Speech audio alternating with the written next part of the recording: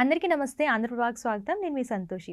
ప్రస్తుతం మన స్టూడియోలో పొలిటికల్ అనలిస్ట్ అయినటువంటి కిరణ్ గారు ఉన్నారు. నమస్తే సార్. నమస్తే సంతోషి. సార్, అసలు వైఎస్ షర్మిల అలాగే జగన్ గారు ఇద్దరు కలుస్తారంటారా? అంటే చాలా క్లాషెస్ వచ్చాయి కదా ఈ రాజకీయ పరంగా, ఫ్యామిలీ ప్రాబ్లమ్స్ ఇవన్నీ. రాజకీయాల్లో ఏదైనా సాధ్యమే, దేన్ని తీసిపారైనా కొట్టిపారైనా. కానీ ఇవాళ వాళ్ళిద్దరు కలుస్తారంటే కలవరు అని సమాధానం. మరి రేపు రాబోయే భవిష్యత్తులో కలుస్తారంటే ఏమో, గుర్రము ఎగరాను వచ్చు, వాళ్ళిద్దరూ కలవను వచ్చు కదా. కాబట్టి రాజకీయాల్లో ఏ ఇద్దరు కలవకూడదని లేదు. కలవకపోయినా కొంతమంది లోపాయికారి ఒప్పందంతో కలుస్తారు, కొంతమంది బాహాటంగా కలుస్తారు. మన జగన్మోహన్ రెడ్డి గారు ఉన్నారనుకోండి, జగన్మోహన్ రెడ్డి గారు బీజేపీకి అడుగులకు మడుగులెత్తారు, చెప్పింది చేశారు, ఒంగోమంటే ఒంగున్నారు, నిల్చోమంటే నిల్చున్నారు. మళ్ళీ బీజేపీ నాకు శత్రువు అంటారు. సో అంతర్గతంగా లోపాయికారిగా బీజేపీకి సర్వస్వం అర్పించారు, కానీ నాకు శత్రువు అంటారు. సో ప్రజల్ని వెర్రివాళ్ళని చేయడం అనమాట. ఆ రకంగా అదొక రకమైన బంధం ఉంటుంది. ప్రజల్ని వెర్రోళ్ళని చేసే బంధం ఒకటి ఉంటుంది. ఇవాళ కూటమి కలిసింది, ఓపెన్గా కలిసింది. సో ఇది నిజాయితీగా బంధం కలుపుకున్నారు. ఇందులో ఒకళ్ళనొకళ్ళు మోసం చేసుకొని కత్తులు దూసుకొని విడిపోనవచ్చు, లేదు కలిసే ఉండి 2029 మళ్ళీ ఎన్నికలకి వెళ్ళనవచ్చు. ఇవాళ పైకి షర్మిల గారు, జగన్మోహన్ రెడ్డి గారు బద్ధ విరోధులుగా ఉన్నారు ప్రస్తుతానికైతే. అదే సమయంలో కాంగ్రెస్, వైఎస్ఆర్సీపీ వీళ్ళిద్దరు కూడా ఒక రకంగా విరోధ భావంతోనే ఉన్నారు. అయినా వైఎస్ఆర్సీపీ జనగణం, ఆ నాయకత్వం, ఆ జనం ఎక్కడి నుంచి వచ్చారు? అదంతా ఆ ఓటు బ్యాంకు కాంగ్రెస్ పార్టీ నుంచి వచ్చారు. ఇవాళ రెండు పక్షాలు కలిస్తే ఉపయోగం ఉంది అంటే ఆ రెండు పక్షాలు కాంగ్రెస్, వైఎస్ఆర్సీపీ ఇద్దరిది ఓటు బ్యాంకు సమానం, సేమ్ ఇదే ఓటు బ్యాంకును ఆయన ఎత్తుకుపోయాడు. ఇవాళ కాంగ్రెస్ పార్టీ ఎంత బలపడితే జగన్మోహన్ రెడ్డి అంత బలహీనమవుతాడు. ఇక్కడ తెలుగుదేశం పార్టీ, బీజేపీ, జనసేన ఈ మూడింటి ఓటు బ్యాంక్ ఒకటే. ఈ ముగ్గురులో జనసేన పార్టీ ఎంత బలపడితే తెలుగుదేశానికి అంత నష్టం, అలాగే బీజేపీకి అంత నష్టం. బీజేపీ బలపడ్డా తెలుగుదేశం ఇవాళ పెద్దన్న పాత్ర పోషిస్తోంది ఈ రాష్ట్రాల్లో. తెలుగుదేశం పార్టీ ఒక ఎక్కువ ఓటింగ్ పర్సెంట్ ఉంది, జనసేన తర్వాత బీజేపీ ఉంది. వీళ్ళిద్దరు ఇలాగే ఉంటే తెలుగుదేశం పార్టీకి ఇబ్బంది ఏం లే. వీళ్ళిద్దరు బలపడడం మొదలైతే తెలుగుదేశం పార్టీ కూడా కష్టం. కానీ ఎంత కష్టమైనా ఏదైనా కలిసి ఉన్నంత వరకు వీళ్ళని కొట్టేవాళ్ళు లేడు. కానీ ఎప్పుడైతే విడిపోతారో ఒకళ్ళ ఓటు ఒకళ్ళు దోచేసుకుంటారు. కాబట్టి ఎప్పుడైతే విడిపోయినప్పుడే ఈ సమీకరణాలు వస్తాయి. సో జనసేన పెరుగుతుంటే తెలుగుదేశం తగ్గడం, ఇట్లాంటివి జరుగుతాయి. సో ఇవాళ అదే కాంబినేషన్ అటువైపు కూడా ఉంటుంది. కాంగ్రెస్ పార్టీ బలపడితే వైఎస్ జగన్మోహన్ రెడ్డి తగ్గుతాడు. సో ఎందుకంటే ఇద్దరిది ఒకటే ఓటు బ్యాంకు. కాంగ్రెస్కి వేసినోడే ఇవాళ వైసీపీకి వేస్తున్నాడు. లేదు నేను తిరిగి కాంగ్రెస్ పార్టీకి వేస్తానంటే వైసీపీ ఓటే పోయేది, ఈ కూటమి ఓటు పోదు.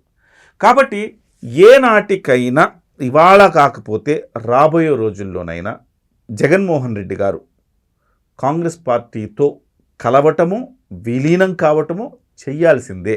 ఇవాళ కాకపోతే రేపు కాకపోతే ఎల్లుండి, ఆ తర్వాత 2029 ముందు, 2029 కాకపోతే 2034 ముందు ఈ ప్రక్రియ అనేది జరుగుతుంది. కాంగ్రెస్ పార్టీ కనుక బలోపేతమయ్యే చర్యలు జరిగితే ఇది జరుగుతుంది. కాంగ్రెస్ పార్టీ ఇట్లానే ఉండి నామరూపాలు లేకుండా పోతా ఉందంటే జగన్మోహన్ రెడ్డి ఆ రకమైన ప్రయత్నం చేయడు. సో దాన్ని బట్టి కాంగ్రెస్ పార్టీకి వచ్చే బజ్ను బట్టి, ఆ బజ్ను బట్టి ఆధారపడి ఉంటుంది ఈయన కలవడమా లేదనేది. బట్ ఇప్పుడే టూ ఇయర్లీ డిసైడ్ చేయడం. 2029 ఎన్నికలు వస్తున్నాయి. ఆ 29 ఎన్నికలకు ముందు ఈ కొన్ని సమీకరణాలు జరగచ్చు. ఈవెన్ 2%, 3%, 4% ఇంపార్టెంట్ కదా సంతోషి. ఒక 5% ఓట్లు కాంగ్రెస్ పార్టీకి వస్తాయి అనుకుందాం. ఉదాహరణకు 3% వస్తాయి అనుకుందామ్మా. ఈ 3% కూడా ఇంపాక్ట్ చూపిస్తుందిగా. 2014లో గెలిచిన చంద్రబాబు నాయుడు గారికి, తెలుగుదేశం పార్టీకి ఓడిపోయిన జగన్మోహన్ రెడ్డి గారికి ఓటింగ్ వ్యత్యాసం 1.5%. అంటే 1%, 1.5%లో ప్రభుత్వాలు మారే పరిస్థితులు ఉన్నప్పుడు 3% ఓట్లైనా చాలా కీలకమే కదా కాంగ్రెస్ పార్టీకి వచ్చేవి. దాన్ని కలుపుకుంటే ఎంతో కొంత ప్రయోజనం ఉంటుంది కదా. బహుశా నేను అనుకోవటం ఇది కాంగ్రెస్ పార్టీ బాగా బలోపేతమయ్యి, జగన్మోహన్ రెడ్డి వీక్ అయ్యి, జగన్మోహన్ రెడ్డి జైలు పాలయ్యి, ఆ రకమైన పరిణామాలు జరిగితే కాంగ్రెస్ పార్టీలో వైసీపీ విలీనం కావడం ఖాయం. నాయకులందరూ వెళ్ళిపోయారమ్మా, జగన్ జైలుకి వెళ్ళాడు, ఇప్పటికే చాలామంది నాయకులు బయటకు వచ్చేసారు, రేపు రాబోయే రోజుల్లో ఇంకా వరుసలు వస్తున్నాయి, జగన్ జైలుకి వెళ్ళాడు, ఈ పార్టీలో ఉంటే ఉపయోగం లేదనుకున్నారు, వరుసగా అందరూ వచ్చేసారు. వచ్చేసిన తర్వాత అప్పుడు వాళ్ళకున్న ఆప్షన్ ఏంటి? కాంగ్రెస్ పార్టీలో విలీనం చేయడమే వాళ్ళకున్న ఆప్షన్.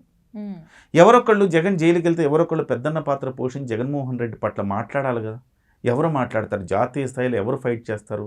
కాంగ్రెస్ పార్టీ ఫైట్ చేస్తుంది. కాబట్టి కాంగ్రెస్ పార్టీని ఆశ్రయించే అవకాశం అప్పుడుంది. ఇట్లా కాంబినేషన్స్ చాలా ఉన్నాయి, సమీకరణాలు అనేకం ఉన్నాయి.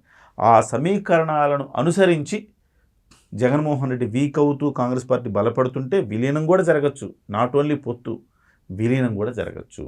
సో అది జరిగే అవకాశం ఎక్కువే ఉంది. ఈరోజు జరుగుతున్న పరిణామాలు చూస్తుంటే డెఫినెట్గా ఏదో ఒక రోజు ఈ పిల్ల కాంగ్రెస్ తల్లి కాంగ్రెస్లో కలవటం ఖాయంగా కనపడుతుంది. ఓకే సార్, విజయమ్మ గారు వీళ్ళిద్దరిని కలపడానికి ఏమైనా ప్రయత్నాలు చేస్తున్నారా? సహజంగా తల్లి కూతుర్ని కొడుకుని కలపడానికి ప్రయత్నం చేస్తూనే ఉంటారు కదా, కానీ కోడలు ఒప్పుకోవాలిగా. కోడలు ఒప్పుకోవాలి కదమ్మా.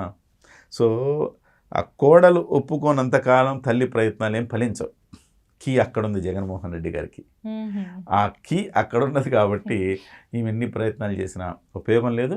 బహుశా నేను అనుకోవడం రాబోయే రోజుల్లో జగన్మోహన్ రెడ్డి ఎంత వీక్ అయితే అంత త్వరగా అన్నా చెల్లెలే కలుస్తారు. జగన్మోహన్ రెడ్డి బలంగా ఉన్నంతకాలం కనీసం కన్నెత్తు కూడా చూడండి వీళ్ళ తల్లి చెల్లిని. సో జగన్మోహన్ రెడ్డి గారి నేచర్ తెలిసిన వ్యక్తులుగా మనకేం అర్థమైందంటే, ఇప్పుడు ఉదాహరణకు చెప్తాను. ఇవాళ ఒక నాయకుడు తను సాధించిన విజయాన్ని తీసుకెళ్ళి తన అన్న పాదాల చెంత పెట్టాడు. ఒక నాయకుడు కన్న తల్లిని అధ్యక్షురాలి పదవి నుంచి తీసేశాడు. ఎవరో మీకు అర్థమైందిగా. జగన్మోహన్ రెడ్డి తన కన్న తల్లి ఆమెని శాశ్వత అధ్యక్షులుగా పెట్టి ఆమెని తీసేశాడు అధ్యక్షురాలి పాత్ర నుంచి. పవన్ కళ్యాణ్ గారేమో తనకు వచ్చిన ఇదన్నీ కూడా తీసుకెళ్ళి ఆడపెట్టాడు. తన అన్న నాగబాబు గారిని మంత్రి చేయాలన్నాడు. సో తను ఇచ్చే కుటుంబానికి ఇచ్చే విలువ, గౌరవం అలాంటిది ఒక నాయకుడు కుటుంబానికి ఇచ్చే విలువ ఇలాంటిది. ఇదే తెలిసిపోలేదా వ్యక్తిత్వం, ఎవరి వ్యక్తిత్వం ఎలాంటిది అనేది. సో ఇదొకటే ఉదాహరణ. బట్ అవసరాలు సమీకరణాలు వీటన్నింటిని బట్టి ఈ రాజకీయాల్లో కూడా ఒక పార్టీ ఇంకో పార్టీతో కలవటమా విలీనం అవటమా అనేది ఆధారపడి ఉంటుంది. రాబోయే రోజుల్లో కాలమే వీటన్నిటికి సమాధానం చెప్తాను. Thank you sir. నమస్తే.